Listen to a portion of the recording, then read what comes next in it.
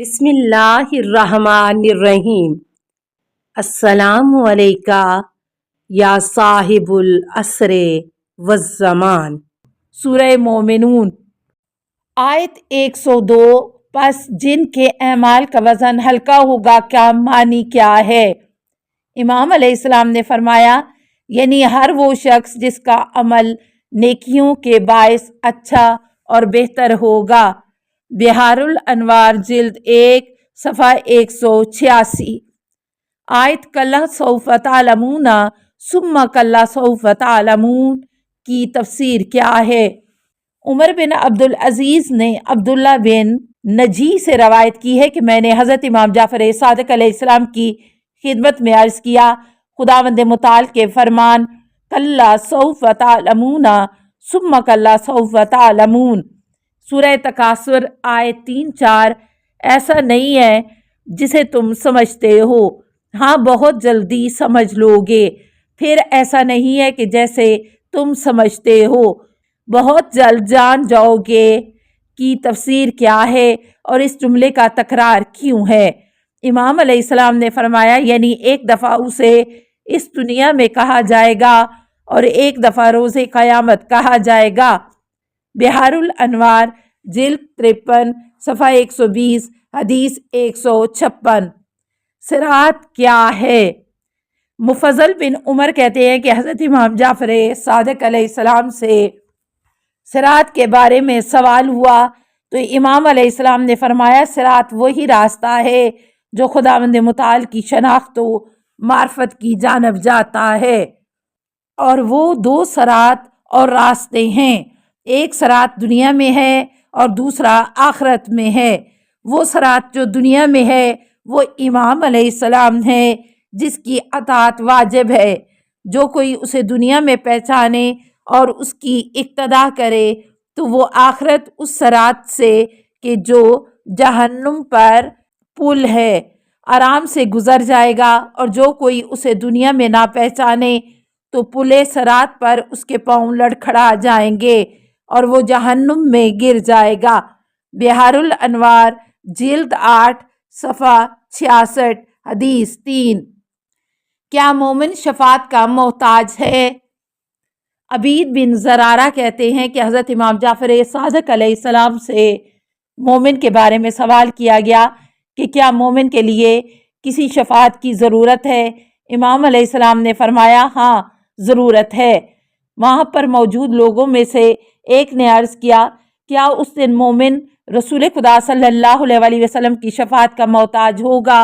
امام علیہ السلام نے فرمایا ہاں، مومن سے گناہ اور خطائیں سرزد ہوتی ہیں، اور اس دن کوئی بھی ایسا انسان نہیں ہوگا جسے محمد و آل محمد کی ضرورت نہ ہوگی۔ بحار الانوار جلد 8 صفحہ 48 حدیث 51۔ کیا بہشت میں غنا اور آہنگ ہے؟ عاصم بن حمید کہتے ہیں کہ میں نے حضرت امام جعفر صادق علیہ السلام کی خدمت میں عرض کیا میں آپ علیہ السلام سے ایک سوال پوچھنا چاہتا ہوں لیکن مجھے شرم آ رہی ہے۔ امام علیہ السلام نے فرمایا پوچھو۔ اس نے عرض کیا کیا بہشت میں غنا اور آہنگ وغیرہ ہے؟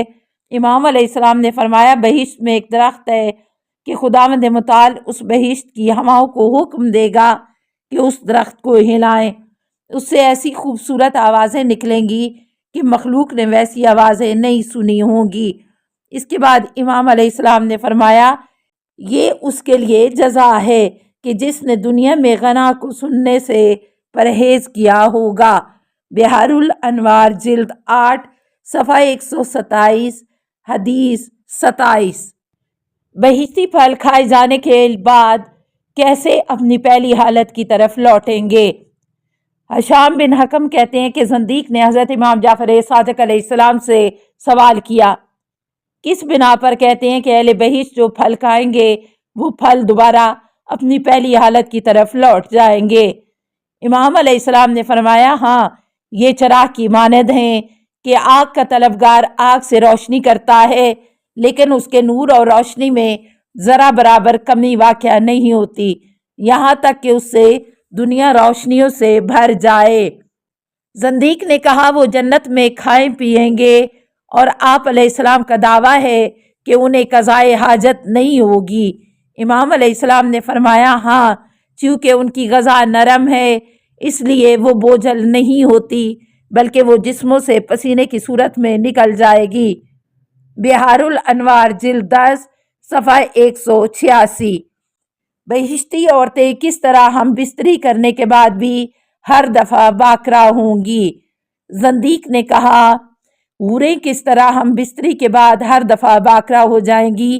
امام علیہ السلام نے فرمایا کیونکہ وہ بہترین خوشبو اور عطر سے خلق ہوئی ہیں، انہیں کوئی عیب لاحق نہیں ہوگا، ان کے اجسام کو کوئی بھی آفت متاثر نہیں کر سکے گی، ان کے اجسام سے کسی قسم کی کوئی غلاظت نہیں نکلے گی، انہیں حیض آلود نہیں کرے گا۔ زندیق نے کہا کیا وہ 70 قیمتی پیراہن پہنے گی؟ اس کے باوجود ان پیراہنوں کے نیچے سے ان کا بدن اور پنڈلی نظر آئے گی؟ امام علیہ السلام نے فرمایا ہاں، ایسے ہی ہے جیسے ایک صاف شفاف پانی میں ایک نیزہ گہرائی میں گڑا ہوا نظر آتا ہے۔ بہار الانوار جلد 10 صفحہ 187۔ اہل بہشت اپنے اقربا سے جدا ہونے کے بعد کیسے لذت اٹھائیں گے؟ زندیق نے کہا بہشت میں تمام نعمتوں کے ہونے کے باوجود اہل بہشت کس طرح لذت اٹھائیں گے، جبکہ ایک اپنے بیٹے سے، ایک اپنے باپ سے، ایک اپنے دوست سے اور ایک اپنی ماں سے جدا ہوگا، چونکہ جب وہ انہیں بہشت میں نہیں دیکھے گا تو ان کے جہنم میں ہونے میں شک نہیں کرے گا، پس وہ شخص کس طرح سے لذت اٹھائے گا جس کو معلوم ہے کہ اس کا پیارا دوست جہنم میں ہے؟ امام علیہ السلام نے فرمایا اہل علم و دانش کہتے ہیں ان کی یاد ان کے ذہنوں سے نکل جائے گی، ان میں سے بعض کہتے ہیں کہ وہ ان کی آمد کے منتظر ہوں گے اور امیدوار ہیں کہ وہ بہشت و دوزخ کے درمیان ہیں اور اصحاب اعراف کے زمرہ میں ہیں۔ بہار الانوار جلد 10 صفحہ 187۔ فرمانے خدا کلما نازجت جلودہم بدلناہم کا معنی کیا ہے؟ حفص بن غیاث کہتے ہیں کہ ایک دفعہ جب منصور دمانکی نے جعفریوں کے آقا و مولا حضرت امام جعفر صادق علیہ السلام کو آزار کیا تو بے دین و ملحد ابن ابو الاوجا وہاں پر آیا اور اس نے امام علیہ السلام سے کہا کہ اس آیت کلما نازجت جلودہم بدلناہم جلودن غیرہا، سورہ نساء آیت 56، جب ایک کھال پک جائے گی تو دوسری بدل دیں گے کے بارے میں آپ علیہ السلام کیا کہتے ہیں؟ ہم فرض کرتے ہیں کہ اس کھال نے نافرمانی کی ہے اور اسے عذاب ہوا، پس دوسری کھال جو پیدا ہوگی اسے کیوں عذاب ہو؟ امام علیہ السلام نے فرمایا تم برباد ہو جاؤ، یہ ایک نگاہ سے وہی ہے جو ایک اعتبار سے دوسری ہے۔ اس نے کہا یہ مطلب میری سمجھ میں نہیں آیا۔ امام علیہ السلام نے اس سے فرمایا کہ اگر کوئی شخص ایک اینٹ توڑ کر اسے ریزہ ریزہ کر دیتا ہے، پھر اس میں پانی ڈال کر اسے گارا بناتا ہے اور پھر اسے اس کی پہلی شکل میں لے آتا ہے، کیا یہ وہی اور اس کا غیر نہیں ہے؟ زندیق نے کہا ہاں، خدا آپ علیہ السلام کی عمر طولانی کرے۔ بہار الانوار جلد 10 صفحہ 28 حدیث 19۔ جنت و جہنم میں جاواندگی کس طرح سے ہے؟ ابو ہاشم کہتے ہیں کہ میں نے حضرت امام جعفر صادق علیہ السلام سے جنت و جہنم میں جاواندگی کے متعلق سوال کیا تو امام علیہ السلام نے فرمایا اہل جہنم اس وجہ سے ہمیشہ جہنم میں رہیں گے کیونکہ دنیا میں ان کی نیت ہی ایسی تھی کہ اگر وہ ہمیشہ رہیں تو مسلسل خدا کی نافرمانی کرتے رہیں گے، اور اہل بہشت اس وجہ سے ہمیشہ بہشت میں رہیں گے کیونکہ ان کی نیت ہی ایسی تھی کہ اگر وہ دنیا میں ہمیشہ رہتے تو ہمیشہ خداوند متعال کی اطاعت کرتے، پس یہ اور وہ اپنی اپنی نیت کے باعث ایسے ہوئے ہیں۔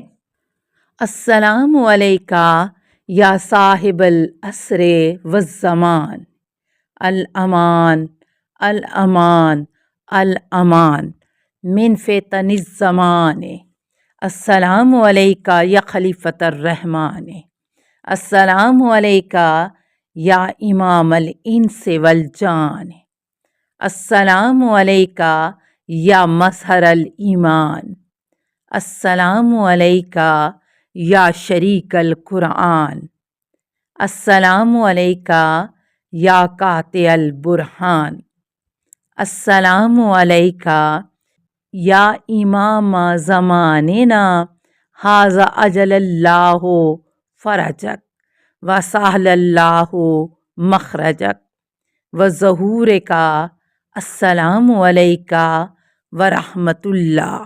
اللہم صلی علی محمد و آل محمد۔